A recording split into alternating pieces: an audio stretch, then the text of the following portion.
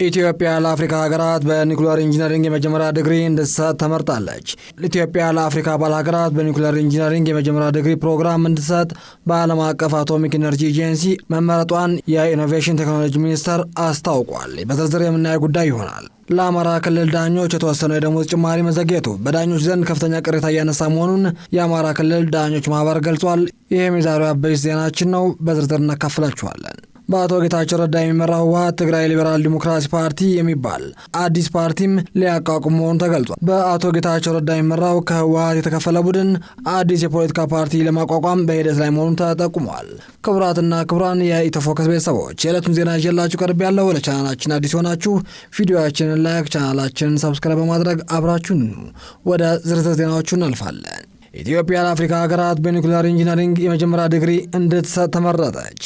ኢትዮጵያ ለአፍሪካ አባል ሀገራት በኒውክሌር ኢንጂነሪንግ የመጀመሪያ ዲግሪ ፕሮግራም እንድትሰጥ በዓለም አቀፍ አቶሚክ ኢነርጂ ኤጀንሲ መመረጧን የኢኖቬሽን ቴክኖሎጂ ሚኒስቴር አስታውቋል። በኢትዮጵያ ለሀገር ውስጥና ለአፍሪካ አባል ሀገራት ኒውክሌር ሳይንስ ቴክኖሎጂ የመጀመሪያ ዲግሪ ፕሮግራም እንድትሰጥ ስምምነት ላይ የተደረሰው የኢኖቬሽን ቴክኖሎጂ ሚኒስቴር ዓለም አቀፍ አቶሚክ ኢነርጂ ኤጀንሲው በቻይናው መንግስት ዩቹንጓ ዩኒቨርሲቲ እንዲሁም በአዲስ አበባ ሳይንስና ቴክኖሎጂ ዩኒቨርሲቲ ባደረገው የምክክር መድረክ ነው ተብሏል። ስምምነቱ በኢትዮጵያ ኒውክሌር ሳይንስ ቴክኖሎጂ የመጀመሪያ ዲግሪ ፕሮግራም ለመክፈት በኢንዱስትሪ፣ በጤና፣ በግብርናና በአካባቢ ሳይንስ፣ በማዕድን ማኑፋክቸሪንግ፣ በሌሎች ዘርፎች ላይ አቅም በመፍጠር ተጠቃሚነት ለማረጋገጥ ያለመ መሆኑን የኢኖቬሽን ቴክኖሎጂ ሚኒስቴር አስታውቋል። ሚኒስትሩ ዶክተር በለጠ ሞላ በኢትዮጵያ ኒውክሌር ሳይንስ ቴክኖሎጂ የመጀመሪያ ዲግሪ ፕሮግራም ለአፍሪካ አባል ሀገራት እንድትሰጥ ኢትዮጵያ የተመረጠችውም ዘርፈ ብዙ ድርድሮች ተደርገውና የማስተናገድ አቅሟም ከግምት ውስጥ ገብቶ እንደሆነ ገልጸዋል።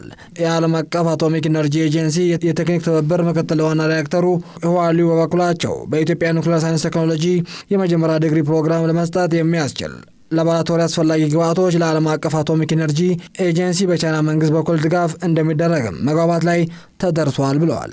በዘርፉም የመጀመሪያ ዲግሪ ፕሮግራም ለመስጠት አዲስ አበባ ሳይንስ ቴክኖሎጂ ዩኒቨርሲቲ፣ የቻይና ቹንጓ ዩኒቨርሲቲ በጋራ በመስራት እስከ 10 የሚደርሱ ኢትዮጵያውያን ለ6 ወር በቻይና ቹንጓ ዩኒቨርሲቲ ሰልጥነው በኢትዮጵያ ኒውክሌር ሳይንስ ቴክኖሎጂ የመጀመሪያ ዲግሪ ፕሮግራም እንደሚሰጡም ተገልጿል።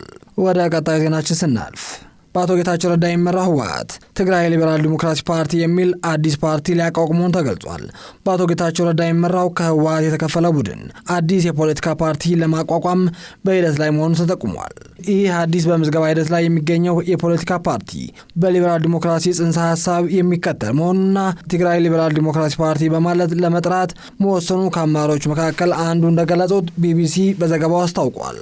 ስማቸው እንዳይገለጽ የጠየቁት እኚህ የቀድሞ የህወሓት አመራር ይህ ስም የፖለቲካ ፓርቲ ለመመስረት በእንቅስቃሴ ላይ ባሉ ሰዎች የተመረጠ እንጂ ከምርጫ ቦርድ እውቅና ስላላገኘ ጉባኤ እስኪካሄድ ሊቀየር ወይም ሊሻሻል ይችላልም ብለዋል። የህወሓት መሰረት ስጋት የፈጠረባቸው በአቶ ጌታቸው ረዳ የሚመራው የህወሓት ማዕከላዊ ኮሚቴ አባላት ከሳምንት በፊት ባወጣው መግለጫ በዶክተር ደብረጽዮን የሚመራው ቡድን በጋራ ጉባኤ ለማካሄድ ጥሪ አቅርበው የነበረ ቢሆንም በጎ ምላሽ አለማግኘታቸውም ገልጸዋል።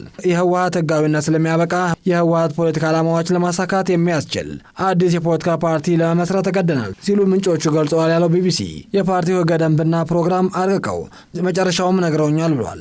ምንጩ አክለውም የደጋፊዎች ፊርማ በማሰባሰብ ላይ እንደሚገኙ መናገራቸው ያመለከተው ዘገባው ምርጫ ቦርድ ያስቀመጠው መስፈርትም ገና ስላላሟሉ እስካሁን ድረስ ለቦርዱ በይፋ ያቀረቡ ጥያቄ እንደሌለም መናገራቸው ታውቋል። ፓርቲው ክልላዊ መሆኑ ምንጩ እንደነገሩት የጠቆመው ቢቢሲ ከምርጫ ቦርድ በግንቦት የመጀመሪያ ወር ላይ ቅድመ እውቅና እናገኛለን ብለው እንደሚጠብቁ ገልጸውልኛል ብሏል። ከአቶ ጌታቸው ረዳ በተጨማሪ የህወሓት ፖሊት ቢሮ አባል የነበሩትና የትዕምት ዋና ስራ አስፈጻሚ አቶ በየነ መክሩ እንዲሁም ፕሮፌሰር ክንደያ ገብረ ሕይወት እንደሚገኙበትም አስታውቀዋል። በመጨረሻ ለአማራ ክልል ዳኞች የተወሰነው የደሞዝ ጭማሪ መዘግየቱ በዳኞች ዘንድ ከፍተኛ ቅሬታ እያነሳ መሆኑን የአማራ ክልል ዳኞች ማህበር አስታውቋል። የአማራ ክልል ዳኞች ማህበር በክልሉ የሚገኙ ዳኞችና የጉባኤ ተሿሚዎችን የተወሰነው የደሞዝና ጥቅማ ጥቅም ጭማሪ ተፈጻሚ ሳይሆን በመዘግየቱ ከፍተኛ ቅሬታ ማንሳቱን አስታውቋል። ለክልሉ ዳኞችና የጉባኤ ተሿሚዎች የተወሰነው ደሞዝ እና ጥቅማ ጥቅም ጭማሪ የዘገየው የፌዴራልና የክልሉ መንግስት በጀቱን ባለመቀቃ መጠናቀቃቸው ነው ሲል ማህበሩ ሚያዝያ 19 ቀን 2017 ዓ.ም በይፋዊ የፌስቡክ ገጹ ባጋራው መረጃም ጠቁሟል። መረጃው አክሎም የሚያስፈልገውን በጀት የሚመደበው የክልሉ መንግስት በመሆኑ የክልሉ ጠቅላይ ፍርድ ቤት በአብይ ጉባኤ ውሳኔ መሰረትም የሚያስፈልገውን በጀት መጠን ጠቅሶ ለክልሉ ርዕሰ መስተዳድር፣ ለክልሉ ምክር ቤትና ለክልሉ ገንዘብ ቢሮ በማሳወቅ እንዲለቀቅለት የቅርብ ክትትልና ጥረት እያደረገ በመጠበቅ ላይ የሚገኝ መሆኑ አስታውቋል። በተጨማሪ ሀገር አቀፍ የኑሮ ውድነት ደሞዛችን ማሻሻያን አስመልክቶ ደግሞ በጀቱ ከፌዴራል መንግስት የሚለቀቅ በመሆኑ በቅርቡ በተካሄደው ሀገር አቀፍ የህግ ተርጓሚዎች መድረክ ላይ ውይይት በማድረግ ኮሚቴ ተዋቅሮ ጥያቄውን በሁሉም ክልል ጠቅላይ ፍርድ ቤቶች ስም ለፌዴራል መንግስት ቀርቦ በጀቱ እንዲለቀቅም በጥረት ላይ ያሉ መሆኑን ባገኘው መረጃም ለማወቅ ችያለሁ ብሏል። ክቡራትና ክቡራን የተፎክስ ቤተሰቦች የዕለቱን ዜና በዚህ ቋጨን። ቀጣይም በሌላ ፕሮግራም እስክንገናኝ ቸር ቆዩ።